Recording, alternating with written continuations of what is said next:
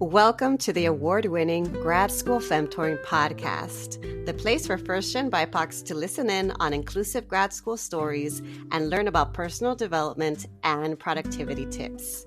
This is Doctora Yvette Martinez-Vu, a certified coach, consultant, and author, and I will be serving as your femtor, providing you with insider knowledge to help you reach your personal and professional goals.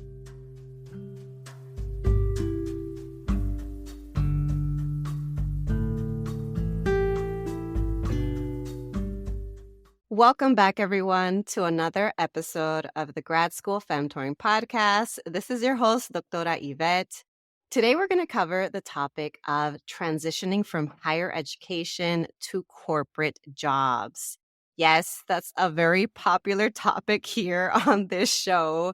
And unfortunately, it happens to still be a taboo topic for many of my listeners. I'm excited today to feature my guest, Carla Santamaria.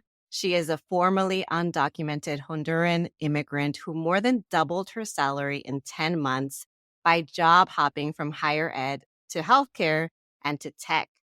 In addition to her full-time tech job, Carla is a career coach on a mission to help first-gen women of color increase their salaries by $30K in 6 months or less. Yes.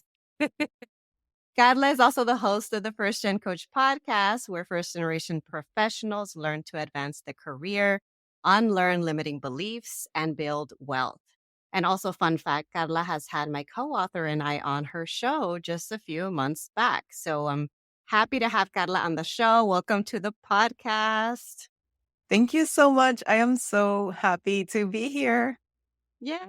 Yay. I'm so glad we could make this happen. And yeah, I'm excited to talk about this topic. And actually, before we start, one thing that I'm trying to remember from here on out is to provide a quick visual description for the folks listening to the audio only.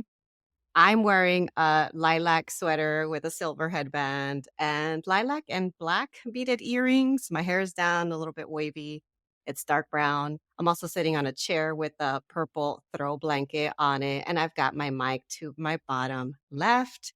And yeah, I'm happy to have you if you want to share just a brief, whatever you want to share about your visual description, what you're wearing, how you look. Sure thing. So I am wearing a black shirt. I'm just like, okay, black shirt. I have long dark hair and it is down. I am wearing my favorite earrings, which are gold hoops that say bruja, in honor of trying to connect more with my ancestors and my ancestral healing practice of brujeria and curanderismo. And so that's what that's for. So, and I am Latina, tan. Yeah, I also have my mic. It is towards the bottom middle of my screen, and I'm sitting in a pink office chair. Yes. And I'm so glad I asked because I couldn't tell from here what your earrings say. And now I love them that much more because they say bruja. And I also come from a lineage of, my mom will not call herself a bruja, but she pretty much is a bruja because she has a botanica. And there's a lot of spirituality going on just in terms of my home and my family. So in any case, really, really cool. Really good to have you. For the folks that are new to you and your work, can you tell us a little bit more about who you are, what you do, and essentially how you got to where you are today? I know there's a lot to this, so whatever you're comfortable sharing in in a brief segment of who you are. Yeah, sure thing. So I guess I'll start from the beginning. No, I'm just kidding. I actually, fun fact, before I start talking about this, I just hit maybe a couple of months back, my 100th podcast episode. And then I ended up having to split it. Thank you. I ended up having to split it into two because it was like my career and money story. And that was very loquacious. So I was like, wow, this is now 2 episodes. So, I'm going to try to keep it brief. But so I was born in Honduras, as you said. Actually, let me start. My name is Carla Santamaria. Folks call me Carla, but it's really important for me to make sure that I introduce myself, pronounce my name the way that my parents gave it to me. So that's Carla Santamaria. My pronouns are she, her, hers, and ella. I am based out of South Florida. I grew up here. I like to make a joke that I grew up in one suburb of Miami and now I live in a different suburb of Miami. So that's how far my, adult moving has taken me. So yeah, I grew up in South Florida, as you said in my intro. I was undocumented, and being undocumented just shaped a lot of the experiences that I thought were available to me. And because I was undocumented and low income and first gen, I was raised with several beliefs. For example, education is the key to a better life, and you have to give back to your community Mm. and things of that nature. So I ended up, mentioned I'm from Miami. So I got my associate's degree from Miami-Dade College, my bachelor's degree from Florida International University, and my master's degree from the University of Miami.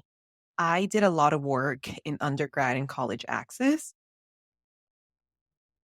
And I thought that my career was going to be in the nonprofit sector. And eventually I remember I was, and I worked in college access nonprofit with kids who looked like me, who had similar backgrounds as me. I was like barely 10 or 12 years older than them. I was like, this kid is me. Like this, and then I realized just one day I had this vision of all these kids coming to this program, and I put a band-aid on them and then I send them back to these environments that are just not conducive to their success. And that is how I kind of discovered root cause analysis and community and social change. And that's when I ended up, how I chose my master's degree. So my master's was in community psychology and a community and social change master's program. So I was in higher education. I thought that I was going to be in higher ed forever. Like I thought that I wanted to be the president of Harvard. And it's so Mhm. silly saying that out loud. I mean, it's not silly because I did think that. I remember one time somebody gave me terrible career advice, which is like, Carla, just figure out where you want to be in 30 years and work backwards from there. It was paralyzing. Since I was not born in the United States, I knew I couldn't be president, but I was like, oh, I'll be Secretary of State. No, I did not want to do anyway, eventually I found myself also disillusioned by higher education. I was working at the community college where I got my associate's degree, and I was so bright eyed and bushy tailed because it opened so many doors for me as an undergrad student and as somebody that, had grown up undocumented. And I got so many scholarships, and it was just such a wonderful experience as a student that when I returned as an employee, it was heartbreaking, like just utterly heartbreaking. I found myself overworked, underpaid, underappreciated. And then I decided I need to leave. And I know we'll get into it in just a minute, Mhm. but there was a lot of factors that led to that decision. But because I had been doing equity-based work basically my entire career, I decided that I wanted to pursue diversity, equity, and inclusion. And I transitioned from higher education into a healthcare job that was not the right fit, to put it lightly. And so I was there less than a year. And then I transitioned into the DEI role in tech. And along those lines, I opened up my coaching business. And again, I know we'll talk about that a little bit later on. But when I left, actually, when I left my graduate degree and I got my first job postgraduate degree, I was like, oh my God, help.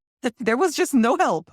And I realized that I needed to be the one to provide the help that I wish that I had.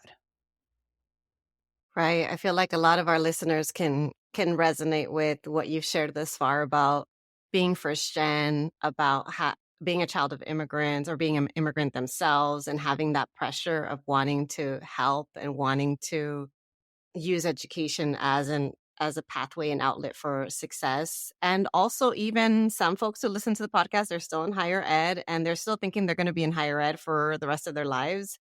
And I've been there. I've been there and experienced that feeling of being on the other end of things, becoming a staff member and realizing that feeling of disillusionment of having actual data to prove that you are being underpaid and that you are being undervalued and then needing to do something about it. And so in your case, it was to leave and pursue healthcare. And then eventually that landed you into the tech space. But I know that a lot of folks are not able to make that transition. There's so many folks I know who for years have been thinking of leaving higher ed. And I don't know what the distinction is between folks like that who stay and folks like us who leave. And so I'm curious, in your case, if you can share a little bit more about that process of thinking about leaving higher ed. And then eventually you made the leap, not just from higher ed to tech, but you went higher ed to healthcare to tech. So you've made multiple pivots, and you're also a coach. So you've got a business as well. So multiple pivots, multiple different things that you've done. Can you tell us a little bit more about your journey and perhaps the motivation or the impetus, like the thing that sparked for you taking that action to actually leaving?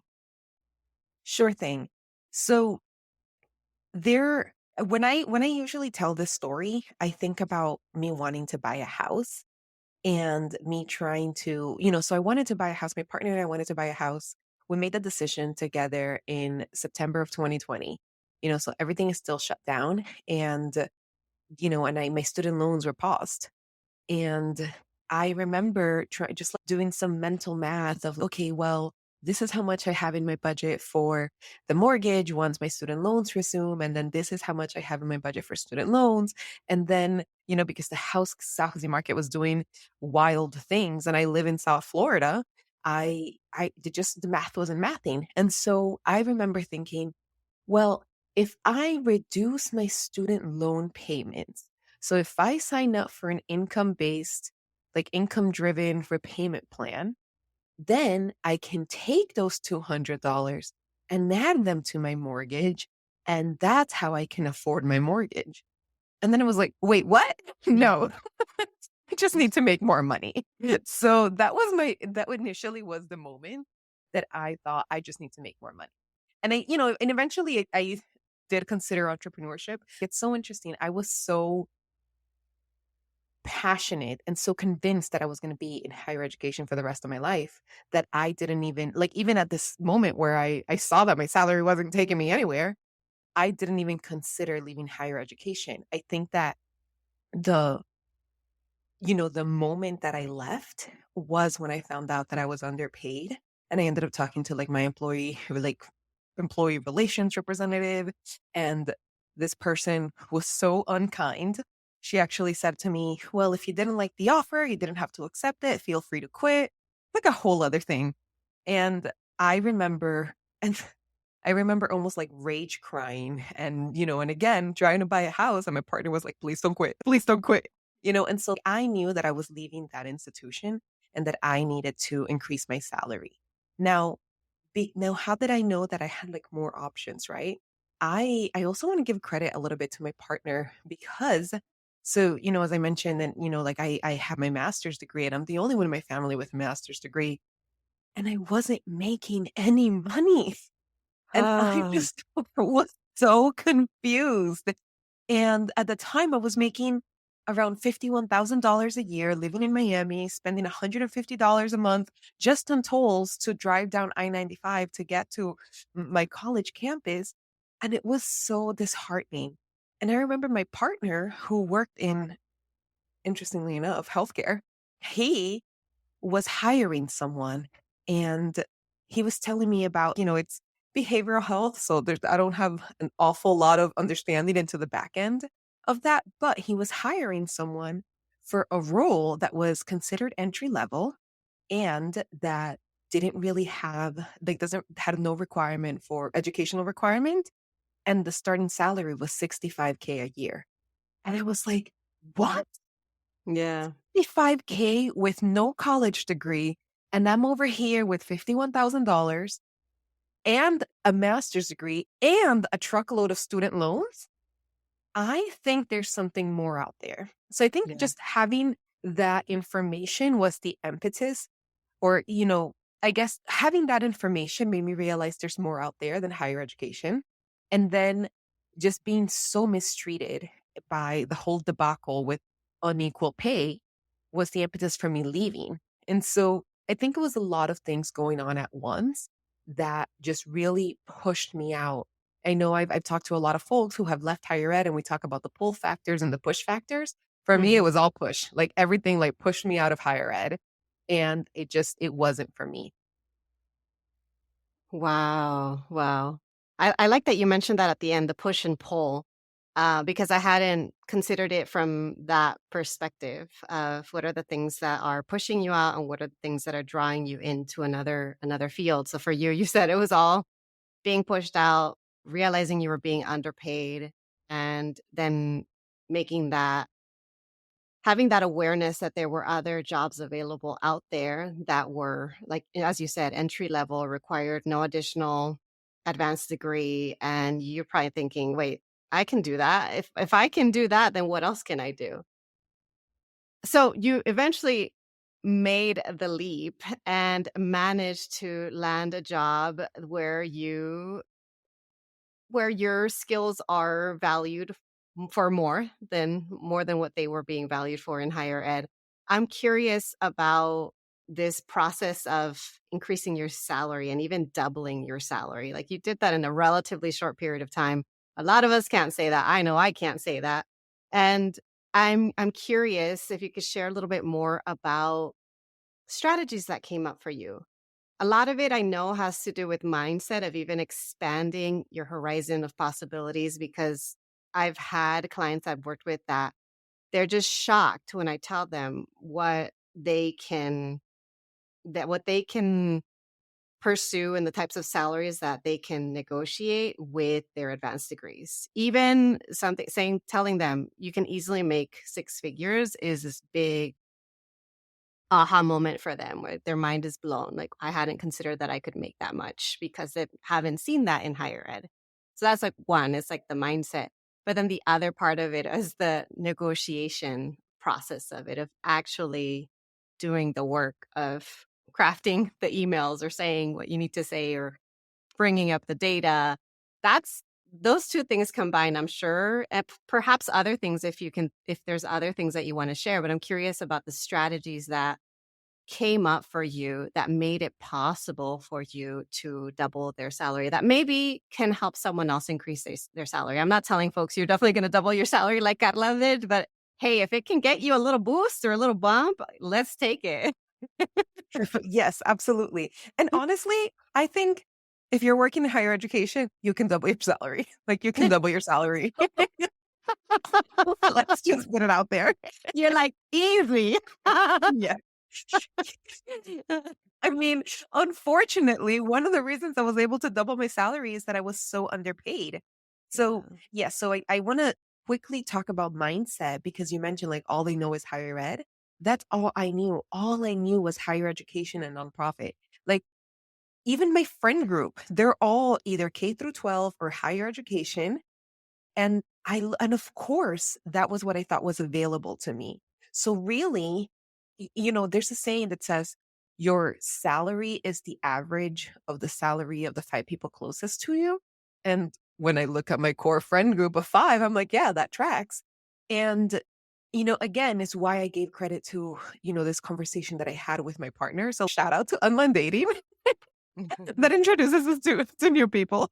But it really just like understanding that there's so much out there. And I'm sure that there are so many of your listeners who are also first gen and whose experience are people in nonprofit and people in government jobs and people in higher education. And those tend to be low. And we just think that we simply don't know anybody in the private sector. And it's what is available. And so, yes, I'll say it again. Like, if you're in higher education and you're listening, even if you're in the nonprofit sector and you're listening, you can easily double your salary. And it's about believing of what is available to you and understanding what is available to you.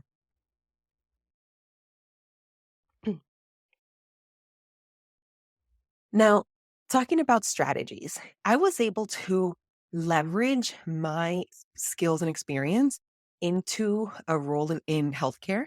So I want to say that, like, my last role in higher ed, I was like the campus director for our civic education and nonpartisan voter education office. So I was a director level. And so then I transitioned, and I started talking to a whole bunch of people because I needed to understand what was available. Like, I started doing just cold outreach. People I had met at networking events. And I was like, hey, Fulanita, I see that you're in DEI. I'm trying to pursue a career in DEI. Do you have 20 minutes to talk? And it was, we were still quarantined. Most people had 20 minutes to hop on a Zoom or on a phone call. And I started just like hearing so much. And, I got lots of different pieces of advice, but the most valuable piece of advice I got is that sometimes you have to make a lateral move before you can make a vertical move. And so Mhm. that kind of opened my eyes because since I had been in higher ed as a director level, and for me, that was like a big ego thing. I'm telling you, higher ed pays an ego boost, not in money. you know, I was applying to director level roles and I wasn't getting any callbacks because I just didn't have it wasn't equivalent. So I actually transitioned from director to coordinator. Talk about swallowing a big piece of humble pie. But I went from making 51K to 65K. So it was something like 30% increase, even though it was a huge step back in title. And so I was able to really articulate because I have been performing such high level, like this company, they got a deal hiring me. It's wow, look at this brilliant woman with a master's degree. She's only asking for 65K, you know? And so that, and during my job interview, I do remember saying, and this is one of the things that I wanted to address in terms of strategy. I remember being explicit in how I connected the dots for the interviewer because I did not have experience in healthcare, but I didn't start every sentence with, I have no experience in healthcare. I frame my experience as I've been doing equity based work for 10 years, first in education equity, and then in closing the civic empowerment gap, which is, like civic equity. And in my job interview, I remember saying, well, when I worked in, in the college that I worked, I was able to reach the students by working directly with faculty and staff. And in this role, I hope to, better affect patient outcomes by working directly with the clinical and non-clinical staff. So that is definitely one strategy of, connecting the dots and seeing what skills you have. What is the underlying theme? And, list out everything that you've done in your career. If you work in higher education, like I actually got a message today in my inbox, like, how do I transition from student services to the corporate sector? And I was thinking, man, you would make a killing in event planning, you know, like strategic event, because so much of student life is just events, event planning, event coordinating. And again, I will say that sometimes you might have to take a step back in title, but at least for me, if that represented a huge increase in salary, then 100% it's worth it. And I've had to ask my clients, what's more important to you? Having this title of executive director or having, like a job where you're making 150K? And then, oh yeah, I'll take 150K, like but again, first of all, you have to believe that it's available to you. And, you have to kind of make that trade-off because I will say, you might have to make a lateral move leaving from higher education because as I mentioned before, higher ed tends to inflate a lot of roles. Like I was applying for director level roles and VP level roles. And now I just think of myself like, oh, sweet baby angel. Like you had no idea what you were doing, And I know in the career trajectory where I am, I'm a DEI program manager. My next title would be senior manager. My next title would be director, then senior director, then vice president. So that's like at least 7 or 8 years down the line versus in higher ed, you graduate from grad school and you're an associate director, and it's just not equivalent. But again, you have to be willing to make that lateral move. And that's what I did in order to, like transition into DEI. And you also have to be very, very, very, very clear. So make the lateral move and be very clear on what it is that you want for your next job. For my next job, I knew I wanted DEI in my job title. I knew I wanted it to be close to my house because I was not about to drive on I-95 anymore. And I knew I needed to make more money. And so those three things were what I manifested, were like what I got. I set out to reach it, and I'm going to pause there because I can then talk about how I went from that healthcare job to tech. Yeah. So, I mean, I heard a couple things. I heard you say that firstly, you have to believe that it's possible because you're not going to get started if you don't believe it. Second thing is that you do have to swallow your pride or your ego. And in many cases, you will have to make a lateral move or maybe even accept a title that isn't as, I don't know, doesn't feed the ego as much as your former title. So there's that the lateral move piece is really, really helpful. And then also, what was the last thing that you said right now about trying to remember? I was going to say something else related to your transition. Make believe that it's possible, make the lateral move. And be You know very what? clear. Sorry. It's okay. It's my brain fog. That's okay. Well, the other thing too, you were talking to people, so you had a clear idea of, or a clearer idea of the language to use, being very mindful of how you frame your experience to land the job. Oh yeah, and that reminds me of what I was gonna say, which is knowing your non-negotiables, which for you was, I need to get paid more, so a set salary. I need to find a job in this location. And what was the third thing you said that it Have needed to be? DEI on my job Have title. DEI in your title. That's super duper important and helpful because that helps to narrow down your search, which brings me to the next question about finding jobs. That job search is a big hurdle for so many people. A lot of folks don't know what jobs to apply for. They don't know what roles they're eligible or qualified for. A lot of folks like get so overwhelmed they don't even know how to get started, and I would love to hear from you about that pivot again from healthcare to tech, because that did involve you searching for more jobs. I'm assuming talking to more people, but I'm curious, beyond talking to people, how else you went through this process of finding jobs to apply for. Sure thing. So the key here was talking to people. I will say that 100% talking to people. I had 35 coffee chats in 90 days on top of my full-time job. And I think at that point I had already started my coaching business. So 35 coffee chats in 90 days was a lot. Do you know how many messages I had to send in order to get 35 coffee chats? And so that was absolutely like the most important thing. It is 100%. Like I tell people, you're better off talking to 20 people than applying to 200 jobs. So 100%, that is again a non-negotiable if you're trying Mhm. to get a new job and like trying to figure out what you're good at. Find out, just talk to people, tell them a little bit about your career, tell them about what you've done, what excites you, because this serves many purposes. One of them is, first of all, this is how you let people know that you're open to work, and your next job is most likely going to come from somebody that you know, or somebody saying, oh, actually, I think I know someone that needs someone to do this, and that's what networking is. I don't love the term. I really think it's more about relationship building. But there's this stat that like 86% of job offers are given through networking. And I used to think this was like this very negative country club, elitist thing. And while in some cases it can be, a lot of cases it's like, oh, you know what? My prima works for XYZ company. Do you want me to connect you with her? And that's what it looks like. So 100% talk to more people, because again, this is how other people know you. This is how they know that you're open to work. Second, because you start finding the patterns. What is it about your career that gets you most excited? The thing that you love to talk about. And as these patterns emerge, the people that you talk to can tell you things that you've never even heard of. Oh, that sounds like you have the skills for a customer success job. At one point, I remember I was super disillusioned with diversity, equity, and inclusion. I was thinking about customer success, and the entire thing is client relationship management. And I was like, are you kidding me? All I do is manage fragile egos. I can 100% do that. So, yeah, so 100% talking to more people serves many purposes.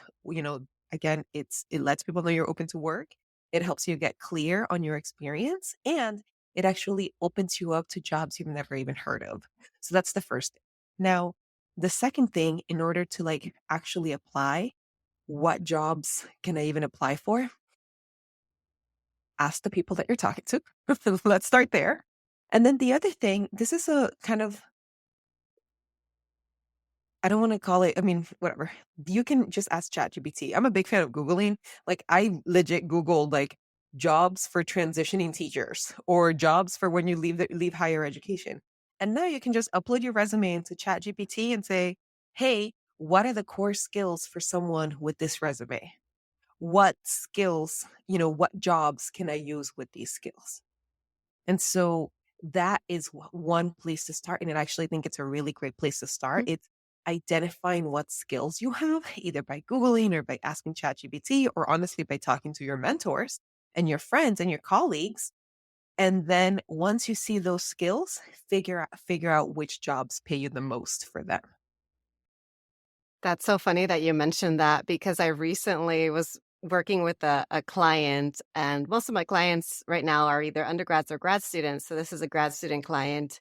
And as this person is wrapping up their grad program, we did that same exercise of, okay, let's put this key information from your resume, put it on ChatGPT and see what it pops out. And that was the impetus for this person to then reach out to folks in similar industries. And that landed coffee chats. And then eventually it got to like recently getting invited to apply for a job at Google. And I mean, it's Amazing. still a work in progress. We're still not done. But that momentum of just from opening up your opportunities, just knowing what is out there, knowing what you can apply for, knowing who you can tap into on LinkedIn or from your greater network. And next thing you know, you might get an invitation, you might get a referral. This is how it happens. So I'm glad that you mentioned that because that's such a great thing. I'm a big fan of using AI strategically, ethically, of course, and strategically too. And this is one of the ways. So thanks for mentioning that. Now, I want to shift gears to talking about the transition and the adjustment process, because that's another thing that comes up, especially with folks who are really hung up on an academic or scholarly identity. It can be a big grieving process to leave higher ed, and sometimes it impacts your relationships. It means losing friendships. That's happened to me before. And there's this adjustment period of new space, new culture, new language, new people. Can you tell us a little bit more about that, or you maybe even share some words of advice on how to manage that? Yes. So I actually have a podcast episode called Grieving the Career You Thought You'd Have. And I I remember it was because I recorded it actually in maybe January 2024. And I was again at a transition point in my career. And I was going in a direction that was different than what I thought it would be. And even though it was very exciting, it meant the end of something else. And it was so sad. Like it was very sad. And I remember when I left my higher education job, actually about 6 months before I left, when I decided to leave my higher education job, I was working from home, but I was driving to campus because the office was moving buildings. And I remember just Hmm. sobbing hysterically. And I called my sister and I'm like, I don't know why I'm crying. I don't know why I'm so sad. I can't wait to leave this job. Why am I just like sobbing hysterically? And I realized I was grieving that job because, as I said in the beginning, I loved that institution as a student and I loved higher education as a concept and as an identity. And so for me to have made the decision to leave, like I knew I was packing up that office, not just to move it to the new office, but because I wasn't going back. And it was devastating. And so the first thing that I would say for that transition is that it's okay to grieve. It's okay to grieve. It's okay to grieve the career you thought you would have. It's okay to grieve the idea that you had about higher education as being able to provide the life that you wanted to create for yourself. So it's okay to process those emotions and grieve. And once you're ready, like when you're into that transition, when you're into that new job, oh my gosh, listen to my entire podcast because it is rough. I'm sorry, I don't mean to scare anyone, but it is rough, is all I can say. I remember when I got my first corporate job, it was, in that healthcare, because as much as it's not great that healthcare is corporate. And I worked in the corporate HR office. It was a very corporate environment. And I was so stressed out. Like, I was just like, I was trying to understand my benefits package. And I'm like, do I need legal insurance? which retirement plan do I sign up for? What is a 401A and what is a 403B? Like just sweating. And it was different. You know what? You just reminded me of something I haven't thought about in such a long time. It was so quiet. I Mm. remember I was like, wow, it's so quiet. Because I worked in higher education college access my entire career. And if it's not the band or the news or the students or people barging into the offices, there's so much sounds of campus that are beautiful in that campus life. And I remember thinking, it is so quiet. And so even something as just like the sounds, it was such a big transition. And I mean, it was nice to not have to plan my entire life around the academic year. I was like, wait, I can take a vacation in August? Is that allowed?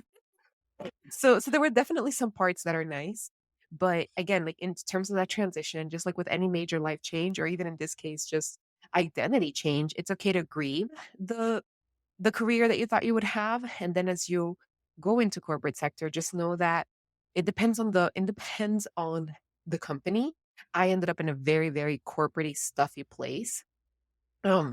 Politics exist in every sector, but also really wonderful people exist in every workplace, even in a workplace that's toxic. Like you can find your allies, find your community.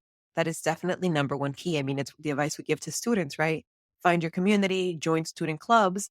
Same thing. When you are in the corporate world, if you can join an employee resource group or a community group or an affinity group, maybe they have a running club, or I don't know why I said running because, well, I know running, but it's like the weirdest thing. I never thought I would say that as a hobby or a movie watching club. There we go.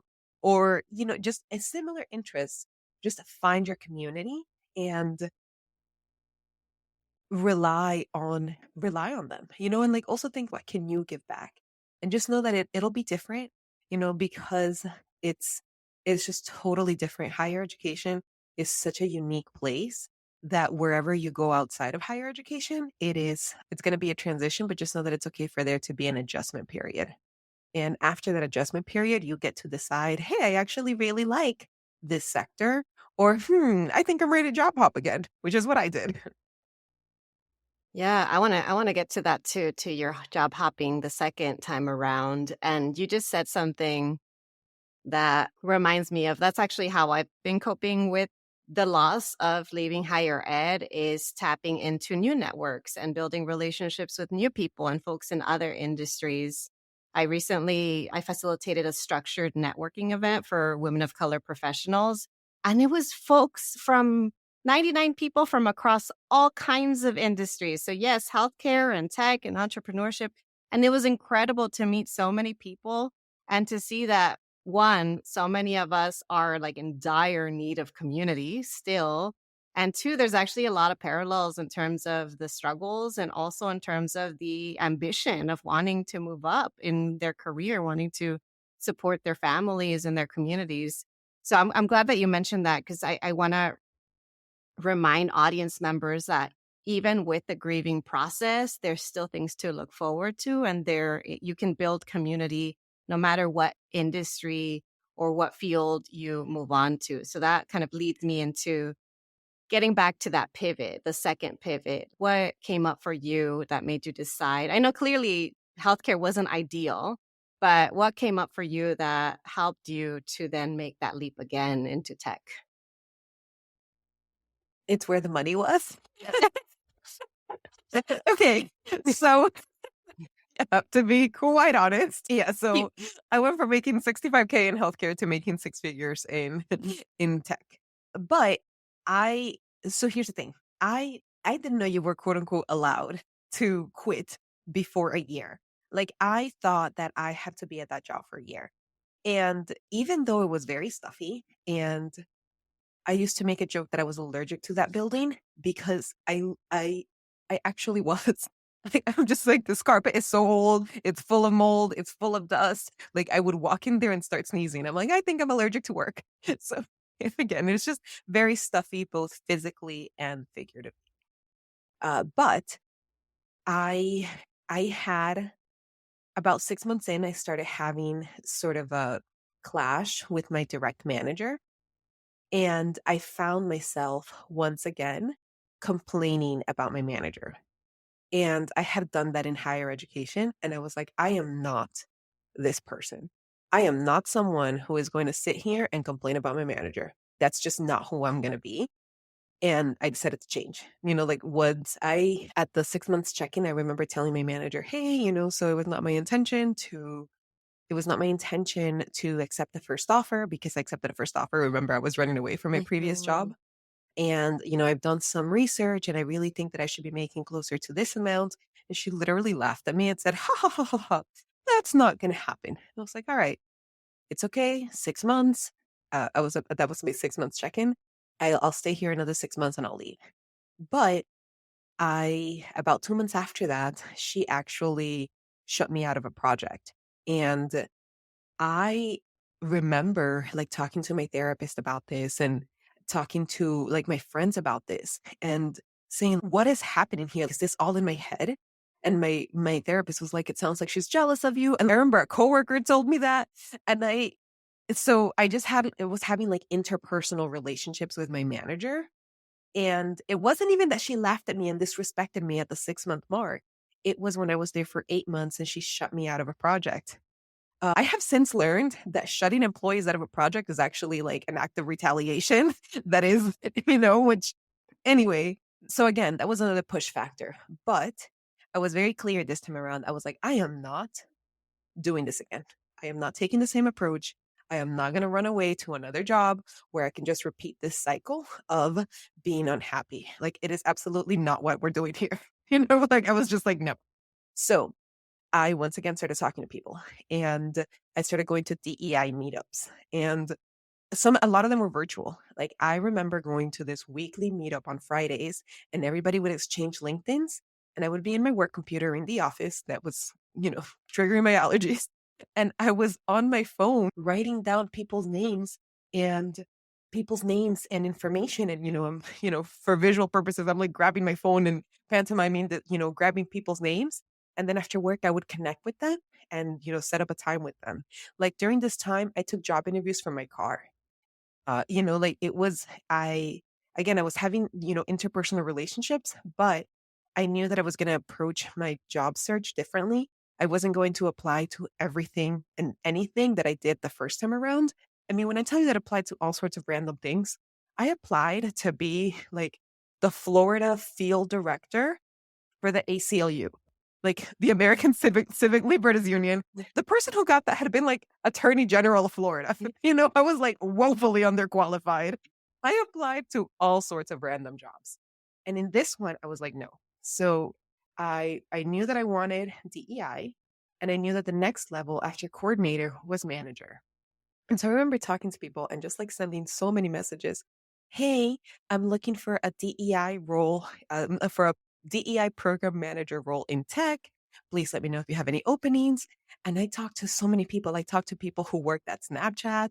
I talked to people who worked at Verizon. Even though I didn't know who I knew or who I would meet. I actually, through these, coffee chats, I ended up getting invited on a podcast. I got to speaking engagements. Like beautiful things came out. I met someone who became like a really wonderful friend.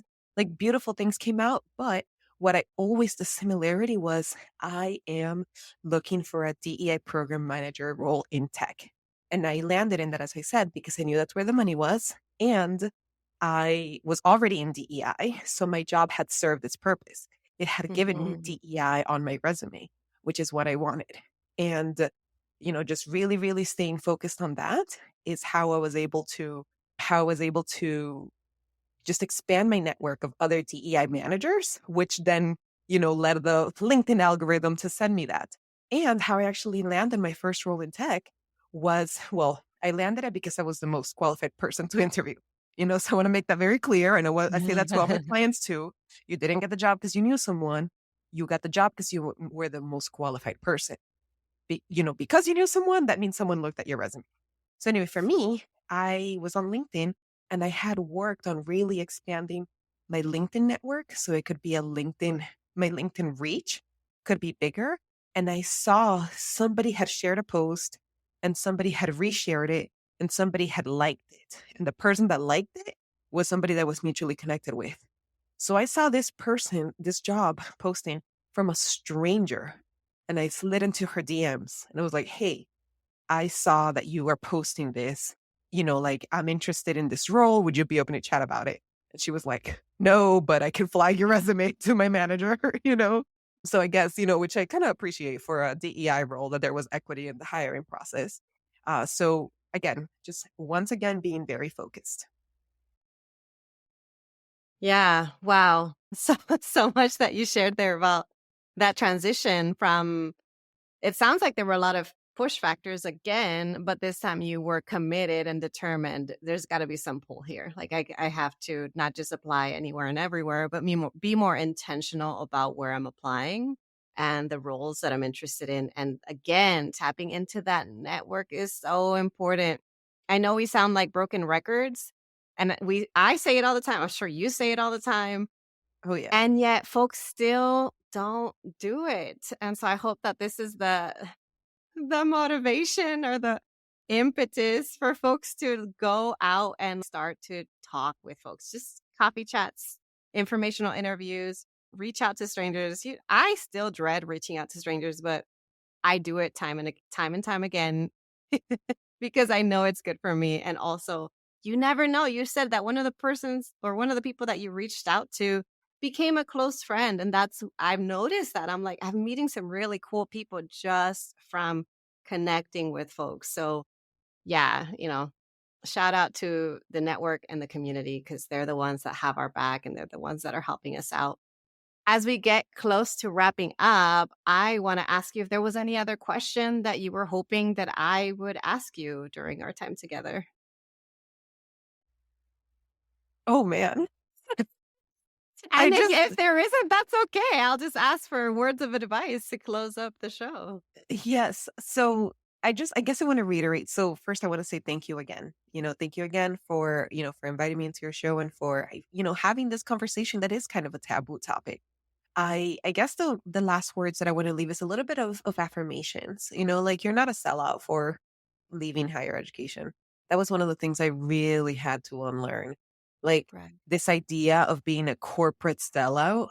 Like, you're not a bad person for seeking financial independence. You're not a bad person for seeking to earn just a little bit more so you can take a vacation. Like, you're not a bad person for wanting more money, and you're not a bad person for leaving higher ed. All of this is okay. Like, it is okay to want more for your life, and it's okay if this chapter of your life is coming to a close so that you can start a new chapter. In terms of what you can do, one of the things that really held me back for a long time is thinking that my master's degree was so hyper specialized and that the only thing that I could do was work at my local office of civic engagement and community education. And that was so limiting. And that's not the case. And even if you have your master's degree in higher education administration, just focus on the skills. Remember, the jobs that exist in the public sector and in higher ed have an equivalent in the private sector. And I guess if you are looking for a place to get started, think about everyone you currently interact with.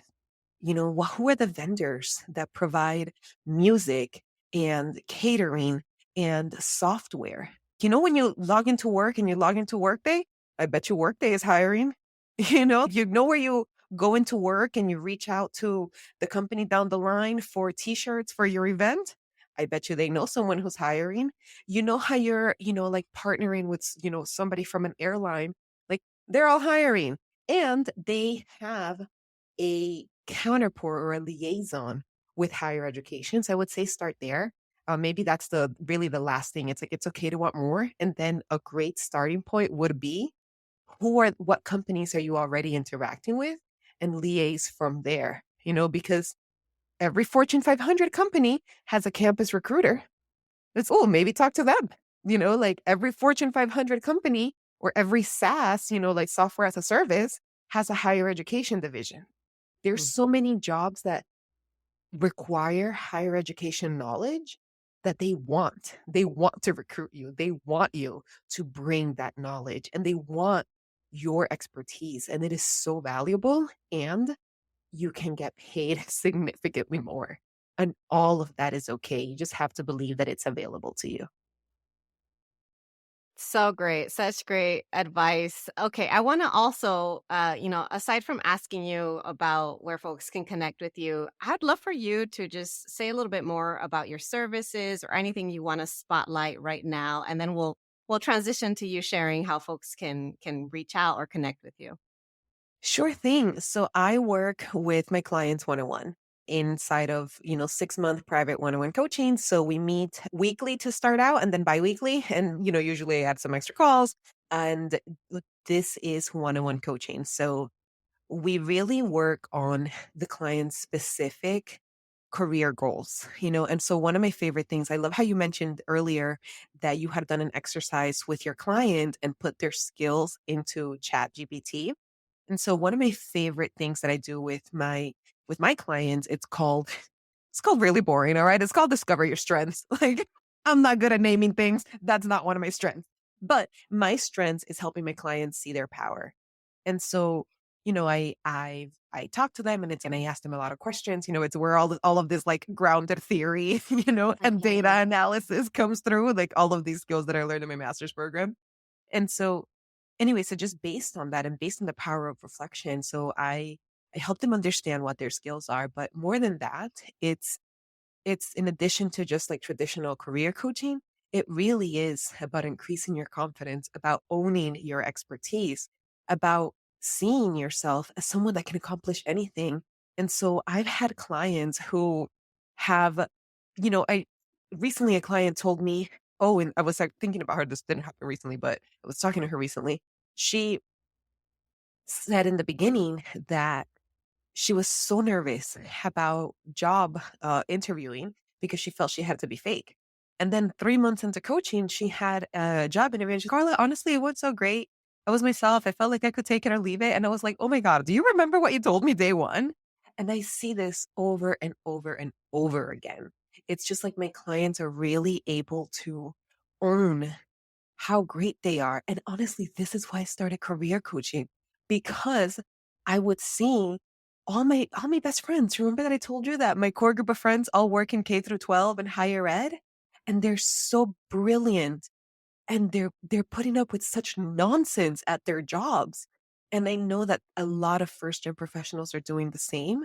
And could be doing and want so much for themselves. So inside of career coaching, it is also mindset coaching. I help you give tools to like that apply beyond your career, how to deal with your manager, learn how to network. When I tell people like reach out to someone, they're like, oh my God, what? Yes. I've had clients tell me like, Carla, I'm so glad you make me go to all those networking events because now I'm at this job interview and it's amazing. And so all of that, the transformation that happens inside of coaching just goes so much more beyond getting that next job. And so I love career coaching for that. So thank you so much for letting me talk a little bit about it.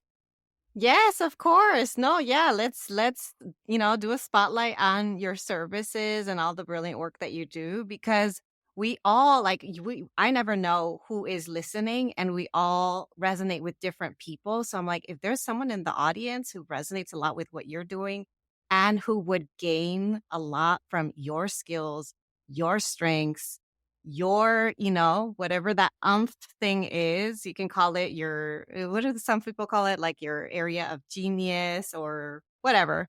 But whoever can resonate with your work and can benefit from what you do best, let's tap them into this, into what you do.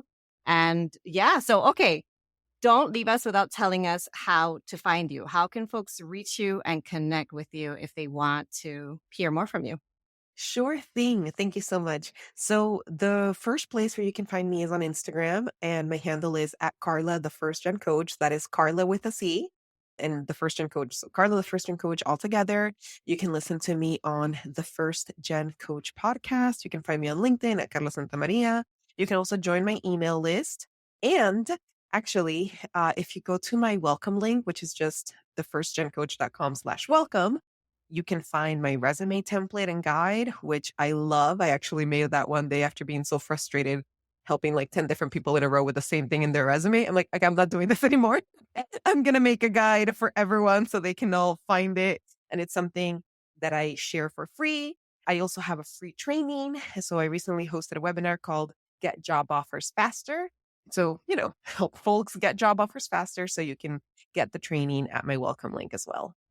Great. We'll make sure to include those links in the show notes. Once again, thank you so much, Carla, for being here today, for sharing all your words of wisdom, all your advice, your experiences. It just felt like almost like we were just like, I don't know how to say it. I don't want to say broken records, but like we were both very in sync in terms of how we view supporting others in pursuing the careers and lives that they deserve. Because at the end of the day, we all deserve to be able to not just pay the bills, but like even dream beyond that. So I love what you do. I'm so glad you came today. I appreciate you for sharing all your words of wisdom. Muchísimas gracias, Carla. Gracias. Likewise. Thank you so much for having me. All right. Thanks for listening.